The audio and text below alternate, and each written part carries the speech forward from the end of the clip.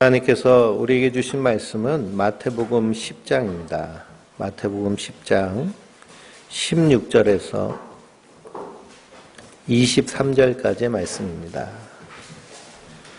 마태복음 10장 16절에서 23절의 말씀을 우리 한 목소리로 같이 읽겠습니다. 신약성경 15페이지는 말씀입니다.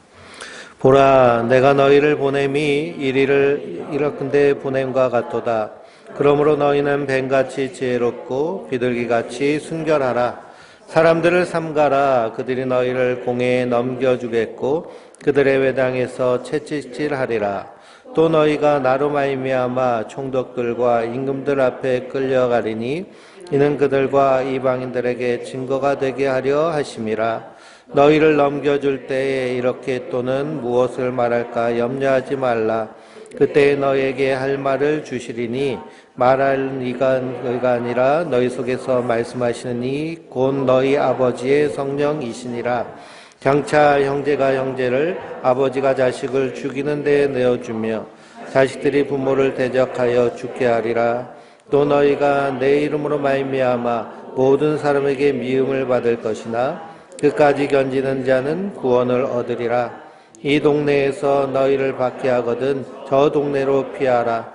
내가 진실로 너희에게 이르노니 이스라엘의 모든 동네를 다 다니지 못하여서 인자가 오리라. 아멘. 하나님께서 주시는 은혜와 평강이 우리 성도님들 위해 늘 충만하시기를 주님의 이름으로 축원드립니다. 벌써 4월 마지막 주를 우리가 살고 있는데요. 기상이변 때문에 벌써 여름 같은 날씨를 우리가 살고 있습니다. 이럴 때일수록 성도들은 더 환경을 사랑하고 어떻게 해서든지 하나님이 우리에게 선물로 주신 이 세상을 지키기에 힘써야 될 줄 믿습니다. 주보를 보시고 광고를 꼭 참고하시기 바랍니다. 1:1 삶공부를 계속하고 있습니다. 그래서 우리 성도님들 다 한 분씩 삶공부를 다 하셔야 됩니다. 그래서 저랑 1:1로 하는 건데요. 어려워하지 마시고 부끄러워하지 마시고 꼭 시간을 내셔서 함께 공부하시길 바랍니다. 모세 오경 연구 계속하고 있고요. 이번 주에는 목요일 날 10시 30분에 모입니다. 벌써 요셉 이야기를 우리가 함께 공부하고 있는데요. 그래서 시간 나시는 분들 오셔서 함께 공부하시고요. 수요 성경 공부는 로마서를 하고 있습니다. 그리고 이번 주 화요일과 수요일은 동부연회, 그래서 강원도 지역에 있는 감리교회를 다 묶으면 동부연회라고 얘기하거든요. 그래서 이 동부연회가 삼천교회에서 모입니다. 코로나로 인해서 다 모이지 않고요. 다 지방별로 흩어져서 따로따로 모여서 회의를 하는데, 그래서 화요일, 수요일은 이 회의가 있습니다. 그리고 다음 주 예배 후에 여선교회 원리회 기도회 및 모임을 갖도록 하겠습니다. 그래서 그 감리교회 조직 안에 보면 여선교회, 남선교회 이렇게 모임이 있습니다. 여선교회는 우리 여성분들이 모여가지고 그래서 함께 선교도 하고 그리고 교회 살림도 어떻게 할지 우리가 얘기하면서 이렇게 하는 모임이고요. 그래서 우리 여성 성도님들이 이렇게 많이 계시기 때문에 다음 주에는 다 모여서 원료회를 하시면 되겠습니다. 오늘 말씀 마태복음 10장 16절에서 23절 말씀을 통해서 지혜롭고 순결하라 라는 제목으로 함께 말씀을 나누도록 하겠습니다. 지혜롭고 순결하라. 우리가 마태복음 10장을 함께 은혜를 나누고 있는데요. 예수님께서 예수님을 따르는 그 무리들을 보시면서 목자 없는 양과 같다라고 하십니다. 이 목자 없는 양과 같은 자들을 주님께서 선한 목자가 되셔서 그들을 인도하시기로 원하셔서 이 땅에 오신 분이 예수님이십니다. 그래서 그분을 그 목자 없는 양들을 자신의 양떼로 만드는 일을 예수님은 추수하신다라고 이렇게 표현하고 계십니다. 그래서 이 추수할 주인에게 일꾼을 보내달라라고 이렇게 요청할 것을 제자들에게 말씀하시죠. 그리고서는 예수님께서 12명의 제자들을 부르십니다. 그런데 이 제자들은 예수님의 일꾼으로 부르심을 받은 거예요. 우리가 로마서를 수요일날 공부하는데요. 로마서 1장 1절 제일 처음에 사도 바울이 자기를 표현할 때 어떻게 표현하느냐. 주 예수 그리스도의 종 바울은 사도로 부르심을 받아 라고 이렇게 표현을 합니다. 우리가 그리스도 안에서 자유한 자인데요. 그런데 사도 바울은 자기 스스로를 예수님의 종이라고 표현을 합니다. 그래서 성도는 사망에서 생명으로 옮겨진 자들입니다. 그래서 이전에는 내가 주인 노릇하며 사망 가운데서 헤매던 인생이었다면 이제는 예수 그리스도의 십자가의 은혜로 말미암아 구원받아서 생명 가운데서 그리스도와 함께 왕노릇하는 자들인 줄 믿습니다. 그러나 성도는요, 그 예수님의 십자가의 큰 은혜와 사랑을 깨달아 아는 자이기 때문에 스스로 종의 모습으로 예수님처럼 주님의 종으로 사는 자들인 줄 믿습니다. 그래서 사도 바울은 자기를 그리스도의 종이라고 얘기하고요. 그리고 사랑의 빚진 자라고 얘기합니다. 예수님의 사랑에 큰 빛을 지었기 때문에 그렇습니다. 그래서 사도 바울은 평생을 다메섹 도상에서 예수님을 만난 이후에는 예수님이 가신 그 길을 따라서 그대로 따라가는 인생을 살았습니다. 그런데요, 이 12제자만 예수님이 부르신 것이 아니라 그리스도의 몸된 성도들을 주님께서 우리를 부르신 줄 믿습니다. 그래서 에베소서 1장을 읽어보면요, 태초에 하나님께서 우리를 예정하셨다라고 그랬습니다. 그러니까 하나님이 창세전에 이 세상을 만드실 때 우리를 이미 예정하시고 지명하여 부르셨다는 거예요. 하나님의 백성으로. 그리고 그리스도께서 보배로운 피를 흘리셔서 우리를 이 세상 죄 가운데 사망 가운데서 구속하시고 성령으로 인치셔서 우리를 하나님의 백성 삼으신 줄 믿습니다. 그래서 구원파들은 사람들을 미혹할 때 와가지고 당신 언제 구원받았습니까? 몇 날 몇 시에 구원받았습니까? 라고 묻습니다. 그러면 우리가 몇 날 몇 시에 구원받았다고 딱 잘라서 얘기하기가 힘들잖아요. 그러니까 그걸 이용해가지고 당신 그거 잘못된 거라고 이렇게 미혹합니다. 근데 성경은 분명히 뭐라고 말씀하고 있어요? 우리 언제부터 구원하셨어요? 하나님이 태초에 천지를 창조하실 때 이미 우리를 예정하신 줄 믿습니다. 그래서 우리를 하나님의 백성, 주님의 제자로 부르신 줄 믿습니다. 성도는 이 부르심의 그 소명의식 가운데 사는 자들입니다. 그래서 나에게 주신 분명한 삶의 이유와 목적이 있는 것이 바로 성도입니다. 그래서 그 12제자를 부르세요. 보내십니다. 12제자를 보내시는데 그냥 보내시는 것이 아니라 더러운 귀신을 쫓아내며 모든 병과 모든 약한 것을 고치는 권능을 주셨습니다. 그리고 예수님의 제자들이 각 유대 지역을 돌아다니면서 복음을 증거하는데 회개하라 천국이 가까이 왔느니라 복음을 증거하는데 거기서 귀신이 쫓겨나가고 병자가 고침을 받는 예수님이 하셨던 그런 일들이 일어납니다. 그래서 예수님이 증거되는 거예요. 그런 권능을 주셨는데요. 권능을 주셨는데 오늘 말씀 그리고 그 지난주에 읽은 말씀을 보니까 권능을 주셨는데 뭐가 와요? 핍박이 옵니다. 귀신을 내쫓아내고 병자를 고치는데도 가는 곳마다 온갖 핍박을 받는다는 말씀을 오늘 말씀하고 있습니다. 그러니 이 핍박 가운데서 너희는 뱀같이 지혜롭고 비둘기같이 순결하라 라고 말씀하십니다. 그러니 예수님께서 우리에게 주신 권능은 무엇이냐? 단순히 귀신을 쫓아내고 병자를 고치는 것만이 권능이 아니라 이런 온갖 핍박이 있을지라도 끝까지 견디면서 복음을 전하며 믿음 가운데 있는 것이 하나님 우리에게 주신 성도의 권능인 줄 믿습니다. 양을 이리 가운데 보낸다고 그랬습니다. 그 가운데서도 버티고 견디며 믿음으로 서게 하시는 것이 하나님 우리에게 주신 은혜인 줄 믿습니다. 그래서 마태복음 맨 마지막 끝을 보면 하늘과 땅의 모든 권세를 내게 주셨으니 그러므로 너희는 가서 모든 민족을 제자로 삼아 아버지와 아들과 성령의 이름으로 세례를 베풀고 내가 너희에게 분부한 모든 것을 지키게 하라. 볼지어다 내가 세상 끝날까지 너희와 항상 함께 있으리라.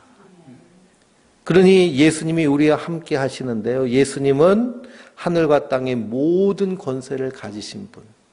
그러니 이 땅에 복음을 증거할 때 예수님이 십자가에서 고난 당하셨듯이 많은 고난이 있지만 그러나 하늘 소망을 가지고 끝까지 견디는 것이 성도의 모습인 줄 믿습니다.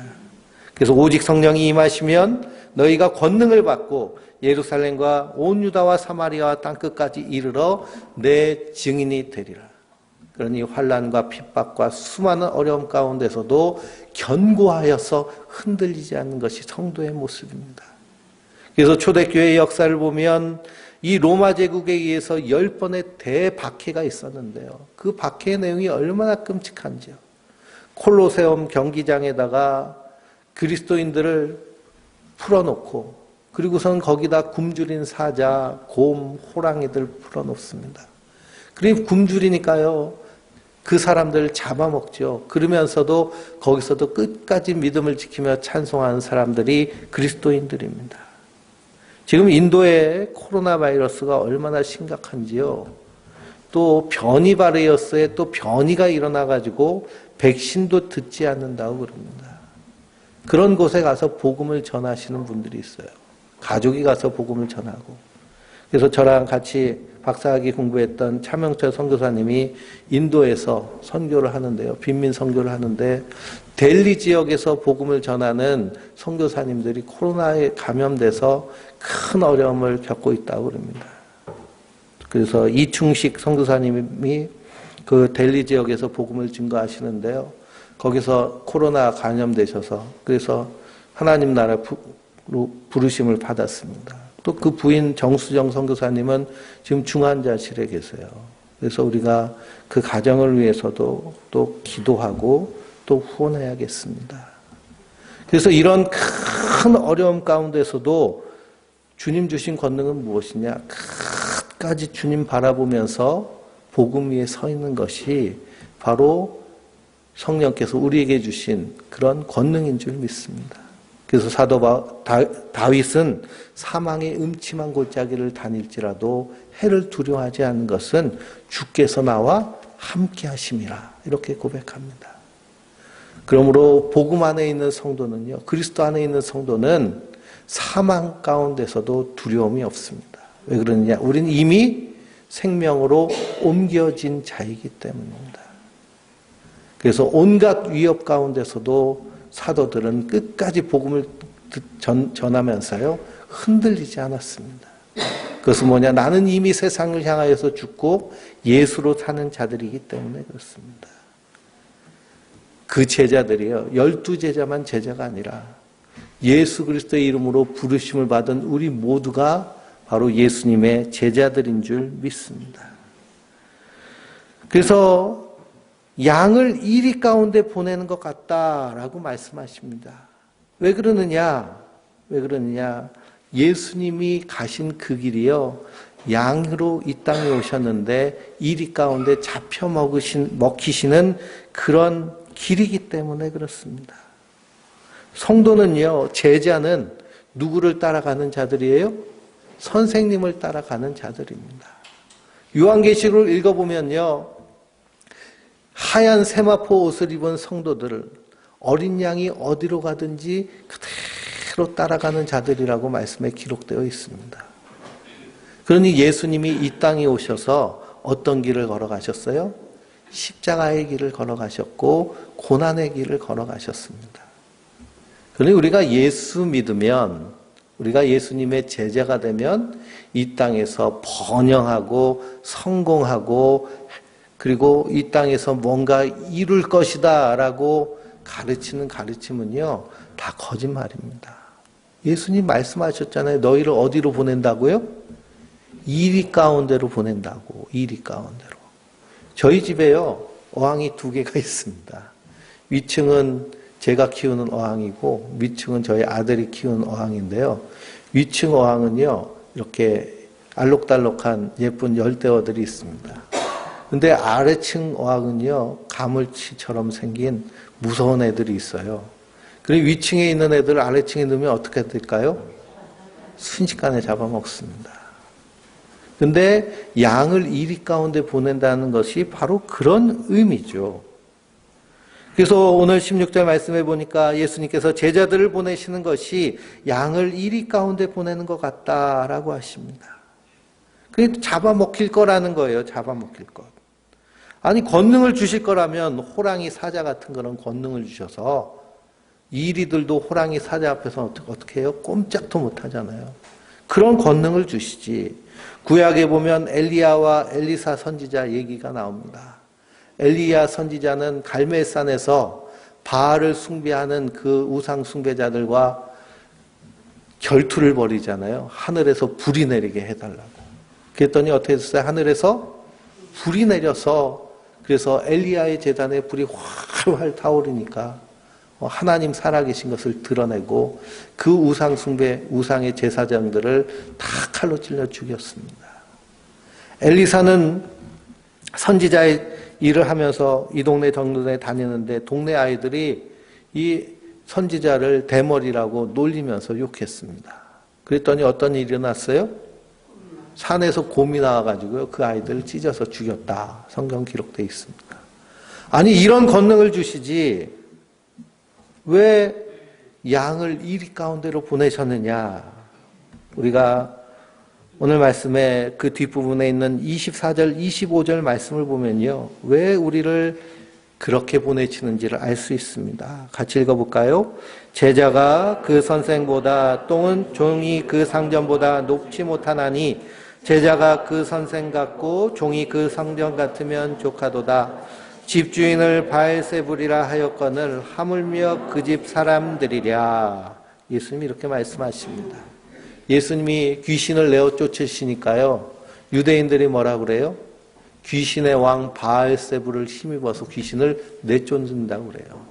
선한 일을 하는데도 악하다고 말하고 있습니다. 그러니 그들이 이리때와 같죠. 예수님은 이 땅에 양으로 오신 분이십니다. 태어날 때도 어디서 태어나셨어요? 마구간의 말구 위에 누우셨습니다. 말구유는요, 짐승의 먹이통입니다. 그러니까 이리때 같은 이 세상 짐승의 먹이로 오셨다는 거예요. 그래서 잡아먹히셨습니다. 우리가 예수를 믿는다는 것, 6월절 어린 양으로 오신 예수 그리스도, 그분을 향해서 세상 죄를 지고 가는 하나님의 어린 양이라고 그러잖아요. 그래서 십자가는 자신의 살과 피를 백성들에게 나눠주신 것이 십자가에서 우리에게 주신 은혜입니다. 그 살과 피를 먹고 마심으로 우리가 어떻게 된 거예요? 구원받은 거예요. 그 상징이 성찬식입니다. 우리가 매달 첫 주일마다 성찬을 행하다가요, 이 코로나 바이러스 때문에 예배당 안에서 마스크를 벗으면 큰일 난다고 그냥 하도 그래서 성찬식을 지금 잠깐 멈추고 있지만, 그러나 이 성찬의 의미 가운데 가장 큰 의미는 뭐냐 하면 우리에게 살과 피를 먹여주시는 거예요. 그래서 마태복음의 그 뒷부분에 보면 예수님께서 성찬을 하시면서 제자들에게 하시기를 받아 먹으라 이는 내 몸이니라 떡을 떼시면서, 그리고 포도주를 주시면서 이것을 마시라 이것은 죄사함을 얻게 하려고 많은 사람을 위하여 흘리는 바 나의 피 곧 언약의 피니라 라고 말씀하십니다. 그러니 이 떡과 포도주가 예수님의 살과 피를 상징하는 것이죠. 우리가 그 예수님을 먹음으로 말미암아 살게 된 자들입니다. 그래서 로마서에서 5장을 읽어보면 사도 바울이 뭐라고 하느냐, 우리가 아직 죄인 되었을 때, 우리가 아직 원수 되었을 때 그리스도께서 우리의 죄를 위하여 죽으심으로 하나님께서 우리에 대한 자기의 사랑을 확증하셨느니라 라고 말씀하십니다. 그러니 예수님께서 우리에게 살과 피를 나눠주심으로 우리가 죄인이었고 원수였는데 이제는 하나님 앞에 의로운 자로 그리고 원수가 아닌 자녀로 받아들임이 됐다는 그 큰 은혜가 하나님 우리에게 주신 은혜인 줄 믿습니다. 그래서 세례 요한은 그 예수님을 향하여서 세상 죄를 지고 가는 하나님의 어린 양이다라고 말씀하고 있습니다. 사도 바울은 예수님을 유월절 양 곧 그리스도께서 희생하셨다라고 이렇게 얘기를 합니다. 그러니 예수님이 이 땅에 양으로 오셨는데요. 그분의 제자들인 우리는 이 땅에서 당연히 어떤 자로 있는 거예요? 양으로 있는 겁니다. 양이 사자나 호랑이를 제자로 두지 않잖아요. 예수님이 세상 죄를 지고 가는 하나님의 어린 양이시기 때문입니다. 우리 요한복음 17장을 한번 찾아보실까요? 요한복음 17장 14절에서 22절입니다.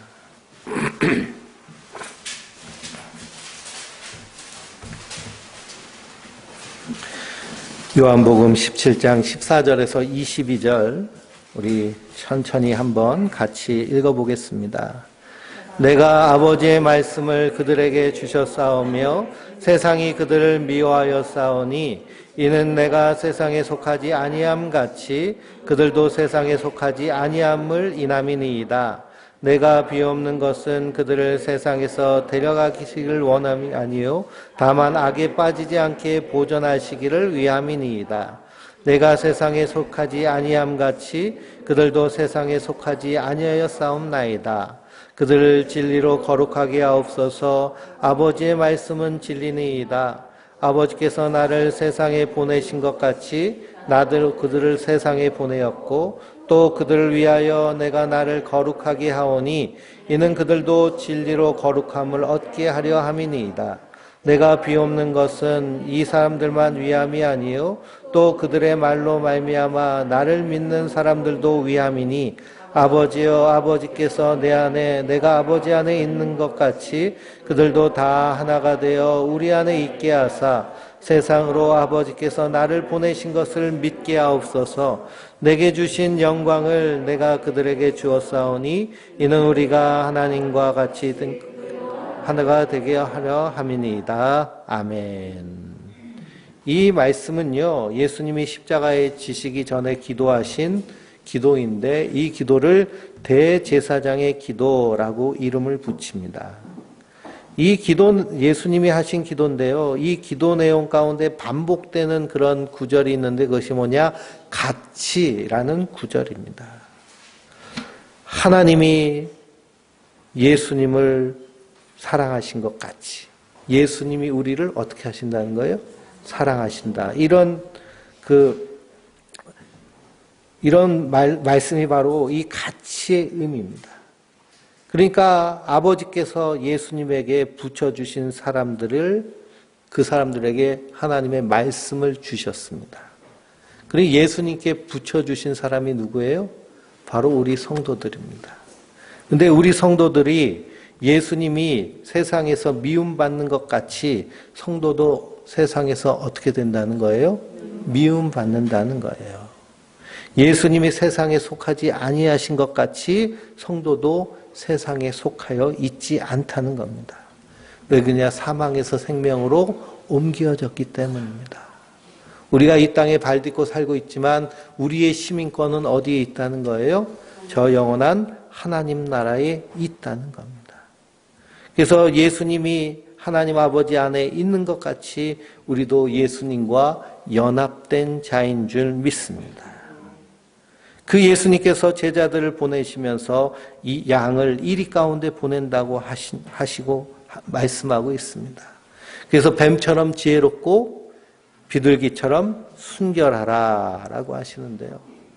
뱀처럼 지혜롭고 비둘기처럼 순결하다라는 것. 뱀은 지혜로운 동물이라고 얘기하고요. 지혜를 상징합니다. 그러니까 꿈에 뱀이 나오시면요. 그러면은 지혜를 의미하는 거예요. 그러니까 마귀 나타났다고 무서운 꿈 꿨다고 주여 용서해달라고 그러시면 안 되고요. 꿈에 뱀이 나오면 지혜를 상징하는데요. 근데 뱀을 쫓아내는 꿈을 꾸잖아요. 그러면은 지혜가 나한테 왔는데 지혜를 쫓아내는 꿈이지 마귀를 쫓아내는 꿈이 아닙니다. 그래서 뱀은 지혜를 상징하는데요. 뱀은 이 세상 어디에도 다 존재하는 동물입니다. 그래서 뱀의 지혜는 무엇이냐? 생존력이 아주 강합니다. 그래서 사막에도 뱀이 사는데요. 물이 없는 사막에 뱀이 어떻게 사느냐? 뱀이요, 이렇게 저녁이 되면 꽈리 들고 착 이렇게 꽈리 틀고 있으면 새벽이 되면 이슬이 내리면서 자기 몸에 이슬이 맺힙니다. 그러면 그걸 먹으면서 생존하는 동물이 뱀입니다. 그런데 특별히 히브리인에게 있어서 이 이스라엘 사람들에게 뱀은 어떤 그 지혜의 이미지를 가지고 있느냐 하면 말을 잘하는 이미지를 가지고 있습니다. 그래서 창세기 3장 1절에 보면 여호와 하나님께서 지으신 들짐승 중에 뱀이 가장 어떻게 하다고 얘기하고 있냐면 간교하더라라고 말씀하고 있습니다. 이 간교하다라는 말이요, 히브리어로는 아룸이라는 말이고 헬라어로는 프로니모스라는 말인데, 이 아룸이라는 단어를 다윗에게도 썼습니다. 다윗을 죽이려고 사울왕이 추격하는데요. 그 추격하는 사람이 다윗을 도무지 잡지를 못합니다. 그러면서 사무엘상 23장 22절에 이 다윗을 평가하기를 심히 지혜롭게 행동하기 때문에 잡기 힘들다라고 이렇게 표현하는데요. 거기에 쓴 히브리어가 아룸, 똑같은 말입니다. 간교라는 말도 들어있지만요, 지혜롭다는 말도 담겨져 있습니다. 근데 뱀은요, 혓바닥이 어떻게 됐을까요? 네, 하나인데 갈라져 있죠. 그래가지고 한 입 가지고 두 말 한다라고 그래서 간교하다고 얘기합니다. 그래서 뱀이 사람에게는, 아담과 하와를 속여 넘기고 하나님에게는 참소하잖아요. 그래서 이 뱀을 옛뱀, 그리고 마귀, 사단이라고 이렇게 칭하는데요. 이 옛뱀, 마귀, 사단이 요한계시록 12장 9절을 보면 천하를 꾀하는 자라고 이렇게, 천하를 꿰어 넘기는, 속여 넘기는 자로 얘기합니다. 뭘로 속여 넘길까요? 말로 속여 넘기는 겁니다. 그만큼 말에 지혜가 있다는 거예요. 천하를 속여 넘길 정도로. 그래서 너희는 뱀처럼 지혜로워라 라고 하신 말씀 가운데는 말하는 데 지혜가 있어야 된다는 겁니다. 그런데 그 지혜를 가지고 악하게 사용하면 어떻게 될까요? 마귀가 되는 것이고, 그것을 선하게 사용하면 그것이 바로 비둘기처럼 순결한 모습입니다. 비둘기를 왜 순결하다고 얘기하느냐 하면 비둘기는 평생 한 짝하고만 산다고 그래요. 그리고 그 짝이 일찍 죽으면 다른 짝 찾는 것이 아니라 그냥 독수공방 혼자 산다고 그럽니다. 그래서 비둘기처럼 순결하다고 그래요. 또 어떤 분은 이 비둘기는 눈동자가 흔들리지 않는다고 그래요. 눈이 딱 박혀 있죠. 이렇게 단추 박히듯이. 그러니까 눈알이 안 굴러가요. 근데 우리는 이렇게 눈 굴릴 때가 많잖아요. 그렇죠? 눈 굴릴 때는 머리를 굴린다, 꿰쓴다 그런 의미가 있는데, 그만큼 순결하게 한 곳만 바라보고 있는 것이 비둘기의 의미입니다. 그래서 예수님께서는 너희는 양을 이리떼 가운데 보낸 것 같은데 그 안에서 뱀처럼 지혜롭고 비둘기처럼 순결하라 라고 말씀하시는 것은 말이 지혜롭고, 그리고 우리의 그런 그 말 가운데 순결함이 있어야 된다라는 것을 의미합니다. 그런데 이 뱀처럼 지혜롭고 비둘기처럼 순결한 것이 그 뒤에 나오는 말씀과 계속 연결되어 있습니다. 17절에서 20절 말씀을 보면요, 사람들을 삼가라라는 말은 사람들을 주의하라는 거예요. 그 사람들이 어떻게 한다는 거예요? 핍박하고 박해하고 총독들과 임금들 앞으로 끌고 갈 것이라는 겁니다. 그래서 사도 바울도 총독과 임금 앞에서 끌려가서 재판을 받죠. 그런데 무엇을 말할까? 염려하지 말라는 거예요. 너희에게 할 말을 주시겠다는 겁니다. 그래서 그들에게 주신 말이 바로 지혜롭고 순결한 말입니다. 뱀처럼 지혜롭고 비둘기처럼 순결한 말. 그것은 뭐냐? 바로 성령께서 주시는 말씀이 뱀처럼 지혜롭고 순결한 말입니다. 그래서 복음을 지혜와 순결한 말로 전하는 것이요, 뱀처럼 지혜롭고 비둘기처럼 순결한다는 그런 의미입니다. 사도행전 4장을 읽어보면 사도행전 3장에 이 베드로가 요한과 함께 제9시 기도 시간에 성전 미문을 지나다가 거기서 태어날 때부터 장애인이 된 그 사람이 구걸하는 것을 보고 베드로가 그를 주목하여 보면서 금과 은은 내게 없거니와 내게 있는 것으로 내게 주노니 곧 나사렛 예수의 이름으로 일어나 걸으라 그랬습니다. 그랬더니 그 사람이 일어나서요, 뛰기도 하고 걷기도 하고 하나님 찬송하기도 하면서 성전에 들어가서 하나님 예배합니다. 장애인들은 성전에 들어가지 못하거든요. 그러니 이 일 때문에 온 예루살렘이 그냥 떠들썩해집니다. 그 다음 이야기가 사도행전 4장의 이야기인데요. 제사장들과 성전 맡은 자와 사두개인들이 이 제자들이 한 일을 좋아하지 않습니다. 그래서 예수 안에 죽은 자의 부활이 있다고 백성에게 가르치는 것을 싫어하는 거예요. 예수님의 가르침과 십자가와 부활, 복음을 전한 게 싫어합니다. 그런데 그때 복음을 증거해서 예수를 믿는데 남자의 수가 5천이나 더하였더라라고 그랬습니다. 그래서 이 베드로를 그리고 제자들을 잡아와 가지고 그래가지고서는 재판을 합니다. 뭐라고 재판을 하느냐? 너희가 무슨 권세와 누구의 이름으로 이런 일을 행하느냐라고 묻습니다. 그랬더니 사도행전 4장 8절에 보면 이에 베드로가 성령이 충만하여 백성의 관리들과 장로들아, 만일 병자에게 행한 착한 일에 대하여 이 사람이 어떻게 구원을 받았느냐고 오늘 우리에게 질문한다면 너희와 모든 이스라엘 백성들은 알라. 너희가 십자가에 못 박고 하나님이 죽은 자 가운데 살리신 나사렛 예수 그리스도의 이름으로 이 사람이 건강하게 되어 너희 앞에 섰느니라 라고 이렇게 담대하게 전합니다. 너희가 십자가에 못 박아 죽인 예수를 하나님이 살리셔서 그래서 그 사람으로 말미암아 예수님으로 말미암아 이 구걸하는 장애인이 건강하게 되었다라고 선언하는 것이죠. 그러면서 이 예수는 너희 건축자들의 버린 돌로서 집 모퉁이의 머릿돌이 되었느니라. 다른 이로서는 구원받을 이름이 없나니 천하 사람 중에 구원받을 만한 다른 이름을 우리에게 주신 일이 없느니라 라고 이렇게 큰 소리로 외칩니다. 그랬더니요, 이 제사장들, 서기관들, 성전에 있는 관리들이 깜짝 놀랍니다. 이 사람들이 하는 말이요, 이 사람들이 저기 갈릴리의 어부들이잖아요. 그 당시에 무슨 교육을 받았겠습니까?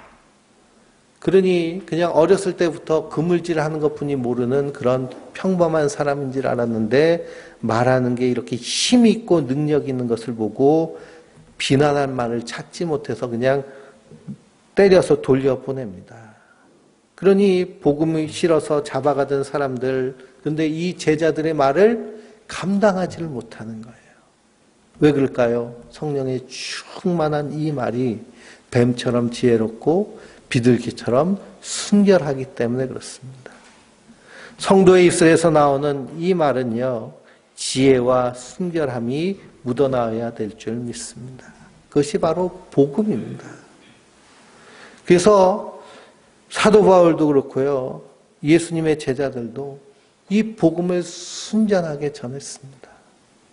그래서 복음을 사지으시라고 말씀드렸잖아요. 하나님이 주인인데 내가 주인 노릇하는 것. 그것이 하나님 앞에 죽을 죄인데 나를 대신해서 예수님이 십자가에 달려 죽으셔서 그래서 예수님이 죽으시고 내가 삶으로 말미암아 이제 죄에서 구원받아서 그래서 생명으로 옮겨진 우리는 이제는 내가 주인이 아니라 하나님이 주인이 돼서 사는 것이 성도의 삶입니다. 이것이 복음의 핵심적인 내용입니다. 그리고 성도는요, 이 복음, 하나님의 말씀을 지혜롭고 순결하게 전하는 자들인 줄 믿습니다. 사도행전 7장을 읽어보면 스데반 집사님의 이야기가 나옵니다. 스데반 집사님이요, 회당에서 복음을 증거하다가 유대인들과 논쟁이 일어났습니다. 그런데 스데반 집사님이 지혜와 성령으로 말함을 그들이 능히 당하지 못하였다라고 성경 기록되어 있습니다. 말해서요, 이게 이길 수가 없는 거예요. 왜 그럴까요? 성령의 지혜로 말하기 때문에 그렇습니다. 성도의 입술 가운데는 이러한 하나님의 권세를 주신 줄 믿습니다. 그 내용이 무엇이냐? 바로 순결한 복음. 그래서 뱀처럼 지혜롭고 비둘기처럼 순결한 모습으로 나아가는 것이 성도의 모습입니다. 그래서 사도 바울은 성도들을 향하여서 권면하는 말씀이요, 고린도전서 1장 10절에서 13절을 읽어보면, 형제들아, 내가 우리 주 예수 그리스도의 이름으로 너희를 권하노니 모두가 같은 말을 하고 너희 가운데 분쟁이 없이 같은 마음과 같은 뜻으로 온전히 합하라 라고 말씀하고 있습니다. 우리 입술 가운데 우리의 입의 고백이 같은 말이 돼야 됩니다. 같은 마음이 돼야 되고요, 그것이 같은 뜻으로 온전히 합하여져야 될 줄 믿습니다. 교회 안에 이 마음 저 마음이 있어서는 안 됩니다. 너희 안에 이 마음을 품으라 오직 그리스도 예수의 마음이라고 그랬습니다. 예수의 마음, 예수님이 우리에게 가르쳐 주신 말씀. 내가 너희에게 새 계명을 주노니 서로 사랑하라. 믿음과 소망과 사랑, 이것이 우리의 마음, 우리의 뜻이 되어야 될 줄 믿습니다. 그래서 성도는 하나님의 그런 뜻을 깨달아서 그 뜻을 우리의 비전으로 삼고 예수님의 가르침, 예수님의 삶을 바라보며 우리도 그 복음에 따라 살아가고, 그리고 성령의 권능을 받아서, 그래서 우리 안에서 성령의 열매인 사랑과 희락과 화평과 인내와 자비와 양성과 충성과 온유와 절제의 열매를 맺는 자들인 줄 믿습니다. 그래서 나는 날마다 죽노라 라고 하는 우리의 영적인 신앙의 싸움은 무엇이냐 하면 세상적인 가치와 하나님의 가치를, 항상 우리가 이 싸움에서 하나님의 것을 선택하는 자들인 줄 믿습니다. 그때 우리 안에서 뱀처럼 지혜로움과 비둘기처럼 순결함이 풍성하게 나타날 줄 믿습니다. 그래서 우리에게 성령의 충만함은 무엇이냐? 성경을 읽어보면요, 성령 충만한 사람들의 특징은 뭐냐? 기도하는 것입니다. 기도하는 것이 단순히 나의 요구, 그리고 나의 그런 필요만 하나님께 구하는 것이 아니고요, 하나님의 명예를 위해서, 하나님의 통치를 위해서, 하나님의 사역을 위해서 기도하면서 하나님의 은혜를 따라 사는 것이 기도하는 성도의 모습인 줄 믿습니다. 기도는 하나님과 우리와의 인격적인 교제이고 대화입니다. 그러니 항상 하나님이 내 옆에 계시다고, 예수님이, 성령님이 내 안에 계시다는 것을 기억하시고 그 주님과 대화하며 사시기 바랍니다. 내 안에 힘들고 속상한 일이 있으면 그 일을 성령님과 대화를 하고 나누세요. 그러면서 내 생각이 아닌 말씀으로부터 전해 들은 하나님의 생각, 예수님의 마음, 성령님의 인도하심을 따라 사는 자들이 성도의 삶인 줄 믿습니다. 성도는 이 땅에서 양과 같이 사는 자들입니다. 그래서 사도 베드로는 깨어라 근신하라, 너희 대적 마귀가 우는 사자와 같이 삼킬 자를 찾고 있다. 그런데 성도는 두려워할 것이 없는 것은 주님이 나와 함께 하시기 때문입니다. 이 큰 권능을 우리에게 주셨으니 이 권능 안에서 우리가 이 땅에서 하나님 나라를 살아내며 누리는 주의 백성들, 주의 자녀들 되시길 주님의 이름으로 축원드립니다.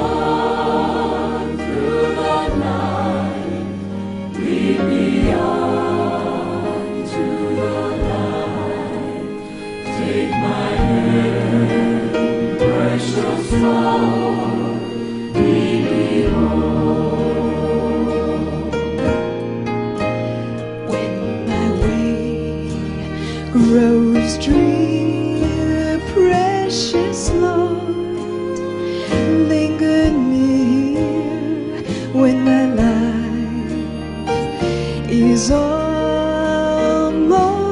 gone. Hear my cry, hear my call, hold my hand lest I fall. Precious Lord, take my hand, lead me